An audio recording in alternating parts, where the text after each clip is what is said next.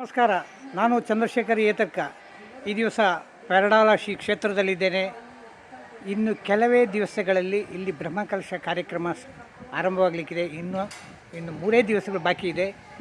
ಭಕ್ತಾದಿಗಳು ದೂರದಿಂದ ಬರುವವರಿಗೆ ಅವರಿಗೆ ಒಂದಿಷ್ಟು ಮಾಹಿತಿ ಈ ವಿಡಿಯೋದಲ್ಲಿದೆ. ನಮಗೆ ಈ ದಿವಸ ಮಾಹಿತಿಗಳನ್ನು ಕೊಡುವವರು ಶ್ರೀ ನಿರಂಜನ್ ರೈಯವರು, ಈ ಸಮಿತಿಯ ಪ್ರಧಾನ ಕಾರ್ಯದರ್ಶಿಗಳವರು, ಬ್ರಹ್ಮಕಲಶ ಮತ್ತು ನವೀಕರಣ ಸಮಿತಿಯ ಪ್ರಧಾನ ಕಾರ್ಯದರ್ಶಿಗಳು. ಸ್ವಾಮಿ ನಮಸ್ಕಾರ. ನಮಸ್ತೆ. ಪೆರಡಾಲದ ಭಕ್ತವೃಂದ ಬಹಳ ವಿಶಾಲವಾಗಿದೆ. ಬಹಳ ದೂರದಿಂದ ಭಕ್ತರು ಬರಲಿಕ್ಕಿದ್ದಾರೆ. ಆದರೆ ಇಲ್ಲಿನ ಈಗಿನ ಪ್ರಸ್ತುತ ಏನೆಲ್ಲ ವ್ಯವಸ್ಥೆಗಳಿದೆ, ಭಕ್ತಾದಿಗಳು ಹೇಗೆ ಸುಲಭದಲ್ಲಿ ಇಲ್ಲಿಗೆ ರೀಚ್ ಆಗ್ಬೋದು, ಒಂದಿಷ್ಟು ಮಾಹಿತಿ ತಾವು ನೀಡಬೇಕಾಗಿ ತಮ್ಮಲ್ಲಿ ಕೇಳಿಕೊಳ್ತೇನೆ. Okay sir. ಪೆರಡಾಲ ಶ್ರೀ ಉದನೇಶ್ವರ ದೇವಸ್ಥಾನ ಕುಂಬಳೆ ಸೀಮೆಯ ಅಡೂರು, ಮದೂರು, ಕಾವು, ಕನಿಪುರ 5ನೇ ಸ್ಥಾನ ಪೆರಡಾಲ ಶ್ರೀ ಉದನೇಶ್ವರ ದೇವಸ್ಥಾನಕ್ಕಿದೆ. ಪೆರಡಾಲ ಎಂಬುದು ದೊಡ್ಡ ಒಂದು ಗ್ರಾಮ. ಬದಿಯಡ್ಕ ಪೇಟೆಯಿಂದ 1 ಕಿಲೋಮೀಟರ್ ದೂರದಲ್ಲಿರುವಂಥ ಪೆರಡಾಲ ಹತ್ತಿರ ವರದಾ ನದಿಯ ಹರಿದು ಹೋಗ್ತಾ ಉಂಟು. ಈ ಭವ್ಯವಾದ ಒಂದು ಪ್ರದೇಶದಲ್ಲಿ ಬ್ರಹ್ಮಕಲಶೋತ್ಸವದ ಸಿದ್ಧತೆಗಳು ಕೊನೆಯ ಹಂತದಲ್ಲಿದೆ. 17ನೇ ತಾರೀಕು ಬ್ರಹ್ಮಕಲಶ ಪ್ರಾರಂಭವಾಗಲಿರುವುದು. ಈಗಾಗಲೇ ಅಂದಾಜು 12 ದಿವಸಗಳಾಗಿ 3 ಲಕ್ಷ ಭಕ್ತರು ಸೇರುವ ನಿರೀಕ್ಷೆಯನ್ನು ನಾವು ಸಮಿತಿಯವರು ಇಟ್ಕೊಂಡಿದ್ದೇವೆ. ಈಗಾಗಲೇ ಅದಕ್ಕೆ ಬೇಕಾದ ಭಕ್ತರಿಗೆ ಬೇಕಾದ ಎಲ್ಲ ಸಿದ್ಧತೆಗಳನ್ನು ಕೂಡ ಮಾಡಿಕೊಂಡಿದ್ದೇವೆ. ಈಗಾಗಲೇ ನಾವು ಶ್ರೀ ಉದನೇಶ್ವರ ದೇವರು ಮತ್ತು ಸಹಪರಿವಾರವಾಗಿ ಇಲ್ಲಿ ಕಾರಣಿಕತೆಯನ್ನು ಹೊಂದಿರುವಂಥ ಶ್ರೀ ಕುಟ್ಟಿಚ್ಚಾತ ಮತ್ತು ಶಾಸ್ತಾರ ಭೈರವ ಪಿಲಿ ಚಾಮುಂಡಿ ಸನ್ನಿಧಿಗೆ ಅತಿ ಹೆಚ್ಚು ಭಕ್ತರು ದಿನನಿತ್ಯ ಬಂದು ಕುಟ್ಟಿಜಾತನಿಗೆ ವಿಶೇಷ ಸೇವೆಯನ್ನು ಅಂದರೆ ಪಡೆ ಸೇವೆ, ಕುಟ್ಟಿಜಾತನ ಪಡೆ ಸಮರ್ಪಣೆ, ಆ ಉದ್ದೇಶದಿಂದ ಭಕ್ತರು ನಮ್ಮ ಕಾಸರಗೋಡು ಜಿಲ್ಲೆಯಲ್ಲಿ ಮಾತ್ರ ಅಲ್ಲ, ಕರ್ನಾಟಕದಾದ್ಯಂತ ಪುತ್ತೂರು ಇರ್ಬೋದು, ಸುಳ್ಯ, ಮಂಗಳೂರು, ವಿಟ್ಲ, ಬೆಳ್ತಂಗಡಿ ಈ ಕಡೆಯಿಂದ ಅದೆಷ್ಟೋ ಭಕ್ತರು ತಮ್ಮ ಅಭೀಷ್ಟಗಳನ್ನು ಪೂರೈಸಲು ಶ್ರೀ ಕ್ಷೇತ್ರಕ್ಕೆ ಬಂದು ತಮ್ಮ ಕಷ್ಟಗಳನ್ನು ದೂರ ಮಾಡಿದ ಉದಾಹರಣೆಗಳು ಅದೆಷ್ಟೋ ಇದೆ. ಕುಟ್ಟಿಜಾತನಿಗೆ ಪಡೆ ಸೇವೆ ಎಂಬ ಒಂದು ಸೇವೆ ಅರ್ಪಣೆ ಮಾಡುವುದು ವಾಡಿಕೆ. ಅದೆಷ್ಟೋ ಭಕ್ತರು ತಮ್ಮ ಮನೋಭೀಷ್ಟಗಳನ್ನು ಪೂರೈಸಿದ ಕಾರಣಿಕ ಕ್ಷೇತ್ರವಾಗಿದೆ ಪೆರಡಾಲ ಶ್ರೀ ಉದನೇಶ್ವರ ದೇವಸ್ಥಾನ. ಬರುವಂಥ ಭಕ್ತರ ಸೌಕರ್ಯಕ್ಕೋಸ್ಕರ ಈಗಾಗಲೇ ಪೆರಡಾಲ ಬದಿಯಡ್ಕ ಪೇಟೆಯಿಂದ ಪುತ್ತೂರು ದಾರಿಯಾಗಿ ಕಾಸರಗೋಡು ಆ ರಸ್ತೆಯಲ್ಲಿ ಮೇಲಿನ ಪೇಟೆಯಿಂದ 1 ಕಿಲೋಮೀಟರ್ ದೂರದಲ್ಲಿರುವಂಥ ಈ ಪೆರಡಾಲ ಕ್ಷೇತ್ರ ಬಸ್ ಸೌಕರ್ಯ ಇಲ್ಲ. ಆದರೂ ಕೂಡ ಅದಕ್ಕೆ ಸಂಬಂಧಿಸಿ ಪೂರಕವಾದ ಬಸ್ಸಿನ ಸೌಕರ್ಯವನ್ನು ಭಕ್ತರಿಗೋಸ್ಕರ ನಾವೀಗ ಬ್ರಹ್ಮಕಲಶೋತ್ಸವ ಸಮಿತಿ ಮತ್ತು ಭಕ್ತರ ನೆರವಿಂದ ಮಾಡ್ತಾ ಇದ್ದೇವೆ. ಆಟೋ ರಿಕ್ಷಾಗಳು ಬರ್ತಾ ಇರ್ತದೆ. ಬಾಕಿ ಎಲ್ಲ ವಾಹನಗಳಿಗೆ ಬರುವಂಥ ರಸ್ತೆ ಈಗಾಗಲೇ ನಾವು ರಸ್ತೆ ಸೌಕರ್ಯವನ್ನು ನಮ್ಮ ಕಾಸರಗೋಡು ಶಾಸಕರು ಅದೇ ರೀತಿ ಬದಿಯಡ್ಕ ಗ್ರಾಮ ಪಂಚಾಯತಿನ ಮುಖಾಂತರ ವ್ಯವಸ್ಥೆಗೊಳಿಸಿದ್ದೇವೆ. ಚಂದವಾದಂಥ ಕಾಂಕ್ರೀಟೀಕರಣ ರಸ್ತೆ ಆಗಿದೆ. ಅದೇ ರೀತಿ ನಮ್ಮ ಕುಂಬಳೆ ಭಾಗದಿಂದ ಬರುವವರು ಕನ್ಯಪಾಡೆಯಿಂದ ಬಲಬದಿಯಾಗಿ ತಿರುಗಿದರೆ ಪಟ್ಟಾಜೆ ತಲ್ಪನಾಜೆಯಾಗಿ ಶ್ರೀ ಕ್ಷೇತ್ರ ತಲುಪಬಹುದು. ಅದರ ರಸ್ತೆ ಕೂಡ ಡಾಮರೀಕರಣ ಪಂಚಾಯತಿನ ಬದಿಯಡ್ಕ ಗ್ರಾಮ ಪಂಚಾಯತಿಗೆ ಮನವಿಯ ಮೂಲಕ ಆ ಒಂದು ರಸ್ತೆ ಸೌಕರ್ಯ ಕೂಡ ಅಭಿವೃದ್ಧಿಪಡಿಸಲಾಗಿದೆ. ಬರುವಂಥ ಭಕ್ತರಿಗೆ ಎಲ್ಲ ಸಕಲ ಸಿದ್ಧತೆಗಳನ್ನು ನಾವು ಮಾಡಿದ್ದೇವೆ. ಈಗಾಗಲೇ ಪಾರ್ಕಿಂಗ್ ವ್ಯವಸ್ಥೆ ಸ್ವಲ್ಪ ಮೇಲ್ಗಡೆ ಇದೆ. ಪಾರ್ಕಿಂಗ್ ಈಗ ಕನ್ಯಪಾಡಿಯಿಂದ ಇಲ್ಲಿಗೆ ಎಷ್ಟು ದೂರ ಆಗುತ್ತೆ? ಕನ್ಯಪಾಡಿಯಿಂದ 2.5-3 ಕಿಲೋಮೀಟರ್. ನಮ್ಮ ಪ್ರಮುಖ ಆ ಒಂದು ಪ್ರದೇಶದಲ್ಲಿ ಪಾರ್ಕಿಂಗ್ ವ್ಯವಸ್ಥೆ ಮಾಡಲಾಗಿದೆ. ಅಲ್ಲಿಂದ ಬರುವ ಭಕ್ತರಿಗೆ ಅಂದರೆ ಹಿರಿಯರಿರ್ಬೋದು, ಮಕ್ಕಳಿರ್ಬೋದು, ಅವರಿಗೆ ಅಲ್ಲಿಂದ ಕ್ಷೇತ್ರ ತಲುಪಲು ಬಸ್ ಸೌಕರ್ಯವನ್ನು ಏರ್ಪಡಿಸಲಾಗಿದೆ. ಅದೇ ರೀತಿ ಕನ್ಯಪಾಡಿಯಿಂದ ನಮ್ಮ ಮೇಲಿನ ಈ ದಾರಿಯಾಗಿ ಪಟ್ಟಾಜೆ ಅಂದರೆ ನಮ್ಮ ಸ್ವಲ್ಪ ಮೇಲೆ ಒಂದು ಅರ್ಧ ಕಿಲೋಮೀಟರ್ ಮೇಲ್ಗಡೆ ಪಾರ್ಕಿಂಗ್ ವ್ಯವಸ್ಥೆ ಮಾಡಲಾಗಿದೆ. ಸುಮಾರು 2,000ದಷ್ಟು ವಾಹನಗಳು ನಿಲ್ಲುವಂಥ ಪಾರ್ಕಿಂಗ್ ವ್ಯವಸ್ಥೆ, ಅಂದರೆ ದ್ವಿಚಕ್ರ ವಾಹನಗಳಿರ್ಬೋದು, 4 ಚಕ್ರದ ವಾಹನಗಳಿರ್ಬೋದು, ಇತರ ವಾಹನಗಳಿರ್ಬೋದು, ಅದಕ್ಕೆ ಬೇಕಾದ ಸಕಲ ಸಿದ್ಧತೆಯನ್ನು ಮಾಡಿಕೊಂಡಿದ್ದೇವೆ. ಅಲ್ಲಿಂದ ಬರುವಂಥ ಭಕ್ತರಿಗೆ ಬಸ್ಸಿನ ಸೌಕರ್ಯವನ್ನು ಏರ್ಪಡಿಸಲಾಗಿದೆ. ಹೀಗೆ ಈ ಸೌಕರ್ಯ ದೃಷ್ಟಿಯಲ್ಲಿ ಭಕ್ತರಿಗೆ ಯಾವುದೇ ರೀತಿಯ ಕುಂದುಕೊರತೆಗಳು ಇರದ ಆ ಒಂದು ದೃಷ್ಟಿಯಲ್ಲಿ ನಾವು ನಮ್ಮ ಸಮಿತಿ ಹೆಜ್ಜೆ ಇಟ್ಟಿದೆ. ಬರೋಂಥ ಭಕ್ತರನ್ನು ಸ್ವಾಗತಿಸುವಂಥ ಕಮಾನು ಅದರ ಸಿದ್ಧತೆಗಳಾಗ್ತಾ ಉಂಟು. ದೇವಾಲಯದ ಮುಂಭಾಗದಲ್ಲಿ ರಾಜಮಾರ್ಗವಾಗಿ ಬರುವಂತಹ ಅತಿಥಿ ಅಭ್ಯಾಗತರನ್ನು ಸ್ವಾಗತಿಸಿಕೊಂಡು ತದನಂತರ ಸೇವಾ ಕಚೇರಿ ಇಲ್ಲಿ ಆಗ್ತದೆ. ಅದೇ ರೀತಿ ಸ್ವಾಗತ ಸಮಿತಿ, ಸೇವಾ ಕಚೇರಿಗೆ ನಾವು ಮಾತಾಡ್ತಾ ಇರುವಲ್ಲಿ ಸೇವಾ ಕಚೇರಿ ಎಡಬದಿಯಲ್ಲಿ ಭಜನಾ ವೇದಿಕೆ ಆಗ್ತದೆ. ಭಜನಾ ವೇದಿಕೆ ಭಜನಾ ಇದು ಭಜನಾ ವೇದಿಕೆ ಅಲ್ಲ, ವೇದಿಕೆ ಆಗ್ತದೆ ಸರ್. ಅದೇ ರೀತಿ ಕೆಲ ಭಾಗದಲ್ಲಿ ಈಗಾಗಲೇ ಜರ್ಮನ್ ಟಂಟ್ ಸಿಸ್ಟಮ್ ಮಧುರ ನಾವೆಲ್ಲ ನೋಡಿದ್ದೇವೆ. ಜರ್ಮನ್ ಟೆಂಟ್ ಅನ್ನು ಭದ್ರತೆಯಲ್ಲಿ ಪ್ರಥಮ ಬಾರಿಗೆ ನಾವು ಪಡೆದ ಕ್ಷೇತ್ರದಲ್ಲಿ ಅಳವಡಿಸಿದ್ದೇವೆ. ಒಂದನೇ ವೇದಿಕೆ ನಟರಾಜ ವೇದಿಕೆ ನಮ್ಮ ಪ್ರಮುಖ ವೇದಿಕೆ ಆಗಿದೆ. ಅಲ್ಲಿ ದಿನನಿತ್ಯ ಅಂದ್ರೆ 2 ವೇದಿಕೆಯಲ್ಲಾಗಿ ಸಾಂಸ್ಕೃತಿಕ ಕಾರ್ಯಕ್ರಮ ನಡೆಯುತ್ತೆ. ಅಂದಾಜು 45 ಲಕ್ಷದಷ್ಟು ಸಾಂಸ್ಕೃತಿಕ ಕಾರ್ಯಕ್ರಮಗಳು ಸೇವಾ ರೂಪದಲ್ಲಿ ಬಂದಿರೋ ದೊಡ್ಡ ಒಂದು, ಯಾವುದೇ ರೀತಿ ಆಹ್ವಾನಿಸಿಲ್ಲ ಸಾಂಸ್ಕೃತಿಕ ಕಾರ್ಯಕ್ರಮ ನಡೆಸುವವರಿಗೆ. ಸ್ವತಃ ಕ್ಷೇತ್ರದ ಬ್ರಹ್ಮಕಲಶದ ಆ ಒಂದು ನಮ್ಮ ಈ ಕ್ಷೇತ್ರದಲ್ಲಿ ಸೇವೆ ಸಲ್ಲಿಸಬೇಕು ಎಂಬ ದೃಷ್ಟಿಯಲ್ಲಿ ಅದೆಷ್ಟೋ ಭಕ್ತರು ತಮ್ಮ ಸೇವೆಯನ್ನು, ಯಕ್ಷಗಾನ ಸೇವೆ ಇರಬಹುದು, ಪ್ರಮುಖ ಮೇಲೆಲ್ಲ ಯಕ್ಷಗಾನ ನಡೆಯುತ್ತದೆ, ಪಾವಂಜೆ, ಹನುಮಗಿರಿ ಮೇಳ. ಸೊ ದೇವಸ್ಥಾನದ ಎದುರುಗಡೆ ಈ ಹಾಲ್ ಇದೆ. ಹೌದೌದು, ಪ್ರಧಾನ ವೇದಿಕೆ ನಟರಾಜ ವೇದಿಕೆ ಅಂತ. ಅದೇ ರೀತಿ ಹತ್ತಿರದಲ್ಲಿ ಭೋಜನ ಶಾಲೆ, ಶಿವಾಮೃತಂ ಭೋಜನ ಶಾಲೆ ಅಂತ, ಅದರ ಸಿದ್ಧತೆಗಳು ಆಗ್ತಾ ಇದೆ, ನಿಮಗೆ ಕಾಣ್ತಾ ಇದೆ, ಅದರ ಸಿದ್ಧತೆಗಳು ಆಗ್ತಾ ಉಂಟು. ಅದೇ ರೀತಿ ಮತ್ತೊಂದು ವೇದಿಕೆ ನಮ್ಮ ಸಭಾಭವನದಲ್ಲಿ ಕೈಲಾಸ ವೇದಿಕೆ, ಅಲ್ಲಿ ಕೂಡ ನಿತ್ಯ ನಿರಂತರವಾಗಿ ಸಾಂಸ್ಕೃತಿಕ ಕಾರ್ಯಕ್ರಮ ನಡೆಯುತ್ತದೆ. ಇದು ಭಜನಾ ವೇದಿಕೆ. ಅದೇ ರೀತಿ ಒಳಗಡೆ ದೇವರ ಸುತ್ತು ಗೋಪುರದಲ್ಲಿ ಒಂದು ವೇದಿಕೆ, ಅಂದ್ರೆ ದಿವಾಸಲು ಪಾರಾಯಣಗಳು ನಡೆಯುತ್ತದೆ. ಅದು ಹೋಗುವ ನೋಡು.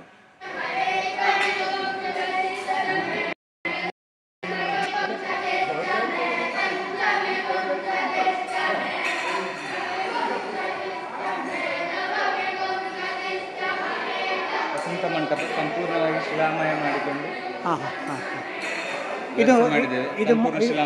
ಇದು ಮೊದಲು ಶಿಲಾಮಯ ಆಗಿರಲಿಲ್ಲ. ಅದೇ ರೀತಿ ರಾಜಗೋಪುರ ರಾಜಗಾಂಭೀರ್ಯದಿಂದ ಶೋಭಿಸ್ತಾ ಇದೆ. ಅಂದಾಜು 75 ಲಕ್ಷದಲ್ಲಿ ರಾಜಗೋಪುರದ ಕೆಲಸ ಕಾರ್ಯವನ್ನು ಮುಗಿಸಿ ದೊರೆಸ್ವಾಮಿ ನೇತೃತ್ವದಲ್ಲಿ ಇದರ ಚಿತ್ರಕಲಾ ಶಿಲ್ಪಕಲೆ. ಇದು ನಮ್ಮ ರಾಜಗೋಪುರ ಧರ್ಮಸ್ಥಳ ಕ್ಷೇತ್ರವನ್ನು ಹೋಲುವಂತ ಒಂದು ರಾಜಗೋಪುರ.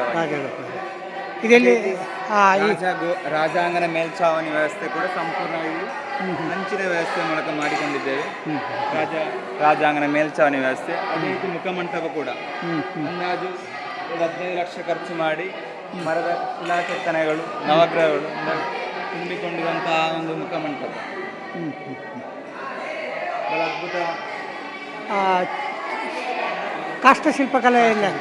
ಅದೇ ರೀತಿ ತಾಮ್ರ ಹೊದಿಕೆ, ದೇವರ ಗರ್ಭಗುಡಿಯ ತಾಮ್ರ ಹೊದಿಕೆ, ಬಾಗಿಲುಗಳಿಗೆ, ಮುಖ್ಯ ದ್ವಾರ ಬಾಗಿಲುಗಳಿಗೆ ಇದು ಪ್ರಮುಖ ಕೆಲಸಗಳು. ಅದೇ ರೀತಿ ನೆಲಕ್ಕೆ ಕಲ್ಲು ಹಾಕುವಂಥ ಕಾರ್ಯ, ಗ್ರಾನೈಟ್ ಕಲ್ಲು ಅಳವಡಿಕೆ. ಇದು ಕೂಡ ನಮ್ಮ ಶಿವಶಕ್ತಿ ಕ್ಲಬ್ಬಿನ ನಮ್ಮೊಂದಿಗೆ ಸಹಕರಿಸುವಂಥ ಒಂದು ಪ್ರಮುಖ ಸಂಘ ಸಂಸ್ಥೆ ಇದು ಶಿವಶಕ್ತಿ ಪೆರಡಾಳ. ಅದರ ಮುಖಾಂತರ ಒಂದು ಸಂಪೂರ್ಣ 15 ಲಕ್ಷದ ಕಲ್ಲಾಸ್ತು ಕೆಲಸ ಕೂಡ ಆಗಿದೆ. ಅದೇ ರೀತಿ ಇಲ್ಲಿ ವೇದಾಧ್ಯಯನ, ಈಗ ಏಪ್ರಿಲ್ ತಿಂಗಳು ವೇದಾಧ್ಯಯನ ಆಗ್ತಾ ಇದೆ. ಕಳೆದ ನಾಡ್ದು ವೇದ ಪಾರಾಯಣ ಇಲ್ಲಿ ಆಗ್ತಾ ಆ ಸಂದರ್ಭದಲ್ಲಿ ಇರುವುದಿಲ್ಲ, ಅವರಿಗೆ ರಜೆ ಕೊಡ್ತೇವೆ, ಮತ್ತೆ ಪುನಃ ಕಂಟಿನ್ಯೂ ಮಾಡ್ತೇವೆ. ನಾಡ್ದು ಒಮ್ಮೆ ರಜೆ ಕೊಡ್ತೇವೆ. ಮಕ್ಕಳೆಲ್ಲ ಈ ಬ್ರಹ್ಮಕಲಶ ಸಮಯದಲ್ಲಿ ವೇದ ಪಾರಾಯಣ ಎಲ್ಲ ಇಲ್ಲಿ ಆಗುದು. ಆ ವೇದಿಕೆ ಇದೆ, ವೇದ ಪಾರಾಯಣ, ಭಗವದ್ಗೀತೆ ಪಾರಾಯಣ ಈ ವೇದಿಕೆಯಲ್ಲಿ ಆಗುತ್ತೆ. ಈ ಪಾರಾಯಣ ಎಲ್ಲ ಪಾರಾಯಣ ನಡೆಯುತ್ತದೆ ಈ ವೇದಿಕೆಯಲ್ಲಿ ಆಗ್ತದೆ. ವೇದಿಕೆ ಸಿದ್ಧತೆ ಆಗಬೇಕಷ್ಟೇ. ವೇದಿಕೆ ಸಿದ್ಧತೆ ಸಹಕಾರದಿಂದ ನಿತ್ಯ ಅನ್ನದಾನ ಸೇವೆ ಕೂಡ ಈಗ ಕಳೆದ 2 ವರ್ಷಗಳಿಂದ ಪ್ರಾರಂಭ ಇದೆ. ಮೊದಲು ಅನ್ನದಾನ ಸೇವೆ ಅಂತ ಇರಲಿಲ್ಲ, ಬರೋ ಭಕ್ತರಿಗೆ ಬಲಿವಾಡು ಕೊಟ್ಟೊಂದಿಗೆ ಅನ್ನದಾನ, ಮಧ್ಯಾಹ್ನದ ಪ್ರಸಾದ ಭೋಜನ ಸ್ವೀಕರಿಸಿ ಹೋಗ್ತಾ ಇದ್ರು. ಈಗ ನಿತ್ಯ ನಿರಂತರ ಅನ್ನದಾನ ಆಗುವಾಗ ಅದಕ್ಕೆ ಬೇಕಾದ ಸೂಕ್ತ ವ್ಯವಸ್ಥೆ ಆಗಬೇಕು. ಆ ದೃಷ್ಟಿಯಲ್ಲಿ ಒಂದು ಶಾಶ್ವತ ಭೋಜನ ಶಾಲೆಯನ್ನು ಕೂಡ ಜೀರ್ಣೋದ್ಧಾರ ನವೀಕರಣ ಸಮಿತಿ ನೇತೃತ್ವದಲ್ಲಿ ಮಾಡಿದೆ. ಬನ್ನಿ ಸರ್.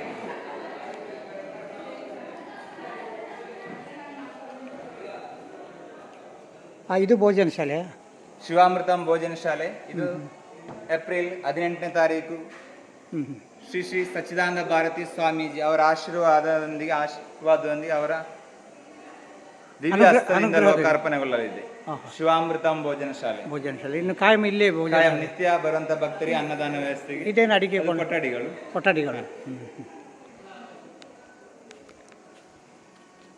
ಇದು ಪಾತ್ರೆ ಎಲ್ಲ ತೊಳೆಯುವಂಥ ಸ್ಥಳ. ಭಕ್ತರಿಗೆ ಎಲ್ಲ ವ್ಯವಸ್ಥೆಗಳನ್ನು ಕಲ್ಪಿಸಬೇಕೆಂಬ ದೃಷ್ಟಿಯಲ್ಲಿ ಶ್ರೀ ಕ್ಷೇತ್ರ ಜೀರ್ಣೋದ್ಧಾರ ಕಾರ್ಯಗಳು ಕಳೆದ 2022ರಿಂದ ಪ್ರಾರಂಭಗೊಂಡು ಈಗ 3 ವರ್ಷ ಆಗ್ತಾ ಬಂದಷ್ಟೇ.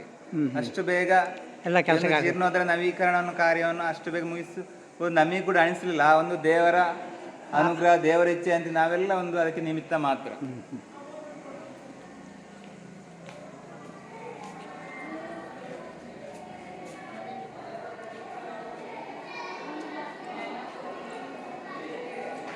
ಇವರೆಲ್ಲ ನಮ್ಮ ನಿತ್ಯ ಕಾರ್ಯಕರ್ತ ಸೇವಕರು, ಕಾರ್ಯಕರ್ತರು ಎಲ್ಲ ದಿವಸದಲ್ಲಿ ನಮ್ಮೊಂದಿಗೆ.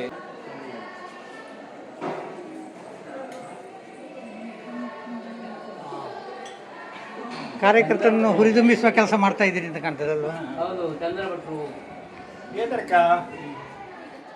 ಇದೇನು ಬಾಲಾಲಯದಲ್ಲಿ ಏನಿದೆ ಈಗ ಬಾಲಾಲಯದಲ್ಲಿ ನಮ್ಮ ಸಹಪರಿವಾರ ದೇವರು ಶಾಸ್ತಾರ ಬಾಲಾಲಯದಲ್ಲಿ ಹೆಸರಾಗಿದೆ. ಅದೇ ರೀತಿ ನಮ್ಮ ದೈವಿಕ ಶಕ್ತಿಗಳಾದ ಪಿಲಿಚಾಮುಂಡಿ ಮತ್ತು ಬೀರ ಸನ್ನಿಧಿಗಳನ್ನು ಕೂಡ ಬದಲಿರಿಸಲಾಗಿದೆ ಬಾಲಾಲಯದಲ್ಲಿ. ಕಟ್ಟಿ ಹೋಗುದು ಶ್ರೀ ಕ್ಷೇತ್ರದಿಂದ, ನಂತರ ಮಧುರಿಗೆ ಹೋಗ್ತಾರೆ. ಇಲ್ಲಿ ವಾಡಿಕೆ. ಹೌದು, ಇಲ್ಲಿ ಎಷ್ಟೋ ಜನ ಬರ್ತಾರೆ ಹಾಗಾದ್ರೆ? ಎಷ್ಟೋ ಭಕ್ತರಿದ್ದಾರೆ, ಅಯ್ಯಪ್ಪ ವೃತ್ತಧಾರಿಗಳು ಇಲ್ಲಿ ಶಬರಿಮಲೆ ಸೀಸನ್ನಲ್ಲಿ ಇಲ್ಲಿ ಬರ್ತಾರೆ.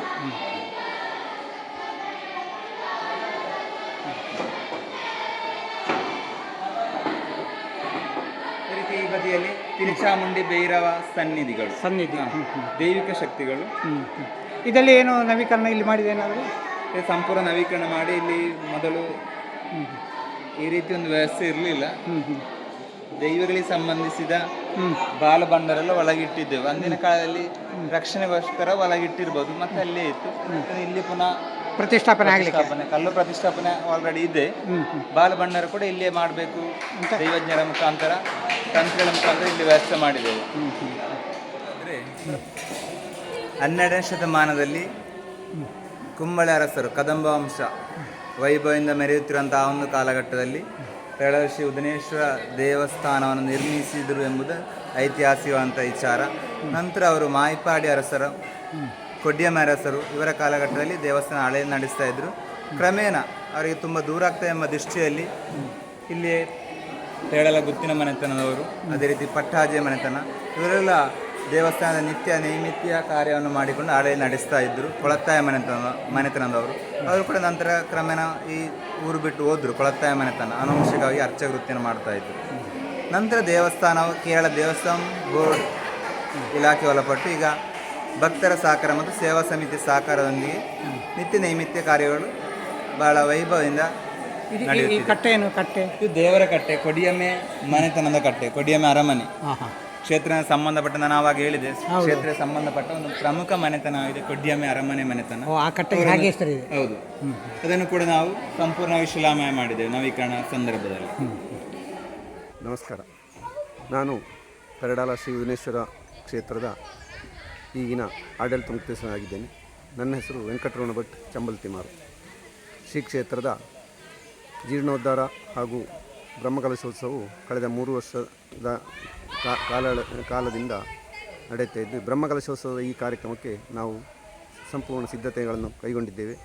ಅದೇ ರೀತಿ ನಾವು ಬ್ರಹ್ಮಕಲಶೋತ್ಸವದ ಈ ನೋಟಿಸ್ ಇದನ್ನು ನಾವು ಪ್ರತಿ ಮನೆಯೂ ಸಂಪರ್ಕಿಸಲಾಗಲಿಲ್ಲ. ಸಾಧ್ಯವಾದಷ್ಟು ಮಟ್ಟಿಗೆ ನಾವು ಸಂಪರ್ಕಿಸಿದ್ದೇವೆ. ಆ ಒಂದು ಕಾರ್ಯಕ್ರಮದಲ್ಲಿ ನಮಗೆ ಸಂಪೂರ್ಣ ಯಶಸ್ವಿ ಆಗಿದ್ದೇವೆ ಅಂತ ಹೇಳಲಿಕ್ಕೆ ಸಾಧ್ಯ ಇಲ್ಲ. ಅಂಥ ಒಂದು ಅಭಿಯಾನವನ್ನು ನಾವು ಮಾಡಿಕೊಂಡಿದ್ದೆವು. ಆದರೆ ನಮಗೆ ಎಲ್ಲ ಮನೆಗೆ ತಲುಪಿಸಲಿಕ್ಕೆ ಆಗಲಿಲ್ಲ. ಇದನ್ನು ನೀವು ಇದನ್ನೇ ಆಮಂತ್ರಣ ಎಂದು ಸ್ವೀಕರಿಸಿ ನೀವು ಈ ಬ್ರಹ್ಮಕಲಶೋತ್ಸವದ ಕಾರ್ಯಕ್ರಮದಲ್ಲಿ ಬಂದು ದೇವರ ಕೃಪೆಗೆ ಪಾತ್ರರಾಗಬೇಕು ಅಂತ ಕೇಳಿಕೊಳ್ಳುತ್ತೇನೆ. ನಮಸ್ಕಾರಗಳು, ಧನ್ಯವಾದಗಳು.